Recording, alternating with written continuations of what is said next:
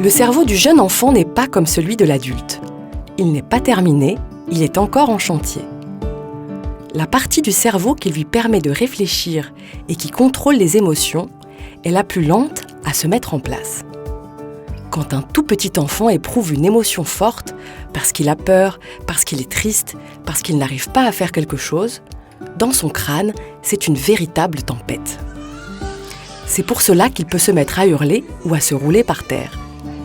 Il ne peut pas se contrôler, il ne le fait pas exprès. Ce n'est pas un caprice, ni une volonté de sa part d'embêter son parent. Il ne peut pas réfléchir et cela ne sert à rien de le disputer ou de lui crier dessus. Les jeunes enfants sont aussi très sensibles lorsqu'ils ont faim ou qu'ils sont fatigués. Pour calmer ces crises, il y a plusieurs techniques. Cela dépend des enfants. On peut le rassurer en lui parlant doucement, en lui disant simplement « Je suis là, c'est une grosse colère, elle va s'en aller ». Plus que les mots utilisés, c'est le ton de la voix, doux, chaleureux, qui produit de l'effet. On peut lui caresser la joue, le prendre dans les bras, le mettre à l'écart, mais en restant avec lui s'il est vraiment petit, ou pas trop loin de l'adulte s'il est plus grand.